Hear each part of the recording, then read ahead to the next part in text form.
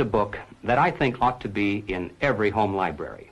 It's entitled Color, Communism, and Common Sense by Manning Johnson. Manning Johnson was a Negro, and he was also a member of the Communist Party. He joined the party as a young man because he honestly believed that the communists were trying to improve the conditions of his people. He was a dedicated communist. But after many years, Manning Johnson finally came to the realization that the communists weren't the least bit interested in improving the conditions of the Negro people. He discovered that instead they were merely planning to use his people, and these are his words, to use them as cannon fodder in a bloody revolution to destroy America. As early as 1928, the communists declared that the racial differences among our people constituted the weakest and most vulnerable point in our social fabric. By constantly probing and straining at this one spot, they calculated that eventually the cloth could be torn apart and that Americans could be divided, weakened, and perhaps even set against each other in open combat. We must not be led into placing the blame for the riots, the civil disorders, on the Negro people of our nation.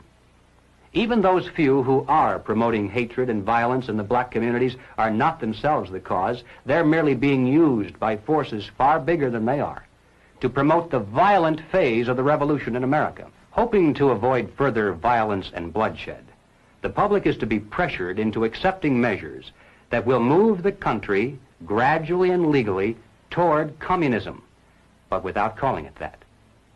The strategy of the proletarian revolution calls for the quiet conversion of our government into a communist regime, but under the banner of socialism.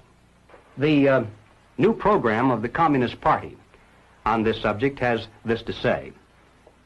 The term socialism describes but the first stage of a new society that in its full development is called communism. Socialism is a transitional stage. The building of socialism is the communist revolution in America. It represents the process whereby our country can be moved gradually toward communism without the people even being aware of it. They have one and only one solution for all problems: more government, and then more and more until it's total government. Total government is communism. We must not be fooled into thinking that the causes of our civil turmoil are such things as poverty, poor housing, lack of education, and similar social or economic factors. As a matter of fact, most of today's self-styled revolutionaries, black and white, come from good homes, could earn better than average incomes if they wanted to work. And in fact, they're products of some of the finest institutions of higher learning. We mustn't resort to violence either as a means of furthering political or social goals. And we must do everything humanly possible to discourage others from doing so. We must support our local police.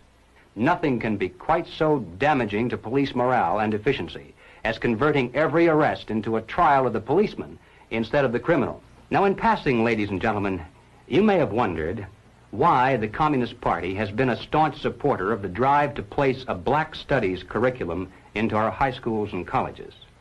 Well, the reason becomes obvious the minute you take a look at the textbooks and the study guides. Under the guise of academic balance, these courses have become a brilliant device for conditioning young people to accept still one more part of the total program for revolution. We must discover the identity of those individuals, both above and below, who consciously are furthering the communist program for revolution, and then remove them from their positions of trust and leadership. Now, of course, the minute you begin to think along these lines, you'll become the target of a whole barrage of attacks. You'll be called a right-wing extremist, a fascist, or at least a dictator. Some years ago, I happened to attend a meeting where several anti-communist refugees from behind the Iron Curtain were called upon to relate their personal experiences. One of the refugees spoke up and he said, "You know, I came to America expecting to find a nation of free men, but instead, I find exactly the same thing. Everywhere I look, I see men and women who know that communists are making headway in this country. They know that something must be done and that someone must stand up to them. But they themselves do nothing.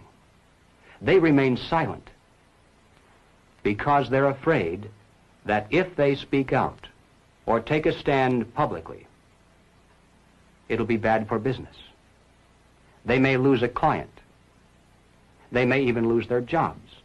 If communism should ever come to America, we'll face more death, destruction, and human suffering than any people in history has ever faced at the hands of their invading conquerors. It's literally a question of life and death for all of us. And it's about time the American people began to face up to that fact and to act accordingly. Thank you.